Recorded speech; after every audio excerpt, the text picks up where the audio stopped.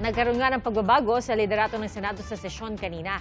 Iniluklok bilang bagong Senate President si Senator Alan Peter Cayetano. Inihalal naman bilang Senate President pro tempore si Senator Loren Legarda. Saksi si Mav Gonzalez. Sa pagbubukas ng sesyon kanina ng Senado, may pasabog si Senator Alan Peter Cayetano. There are now at least 13 members of the Senate who wish to have a leadership change. Sinundan niya ng motion ni Senator Joel Villanueva na gawing bakante ang mga posisyon sa Senado. May I be allowed to humbly move to declare all seats vacant, Mr. President? With 13 affirmative votes, 10 negative votes, and 1 abstention, the positions in all the positions in the Senate is hereby declared vacant. Kasunod niyan ay ang botohan sa pagitan ni Senador Tito Soto at Cayetano. Roll call of members. Senator Aquino. Senator Cayetano Alan. Senator Cayetano Pia. Senator Soto. Senator Escudero. Senator Estrada. Senator Cayetano Pia.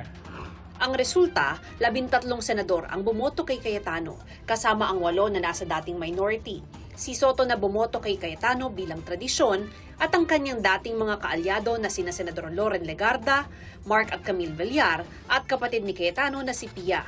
9 naman ang boto ni Soto, kasama si Alan Peter Cayetano na bumoto rin sa kabilang nominado bilang tradisyon. Nag-abstain naman sina Mig Subiri at JV Ejercito. Sa pagsumpa ni Cayetano bilang bagong Senate President, nangako siyang gagampanan ng wasto ang trabaho. Sa mundo ngayon na in crisis, buong mundo na in crisis because of the US-Iran-Israel war, napakahirap minsan paniwalaan na may magandang plano. But I'm always reminded that though people may be liars, God never lies. So let me be explicit. Our job together, my job, is to serve you, dear senators, to serve this nation, to serve God above all, and to do what is right. Binagyang diin ni Cayetano na walang kinalaman sa impeachment ni Vice President Sara Duterte ang pagpapalit ng liderato ng Senado. Before us might be the impeachment, let it make it very clear. May mga lumabas sa news and hindi ko kayo sinisisi kung sinasabi nyo sa news na ang pagpalit ng leadership ay tungkol sa impeachment, hindi po.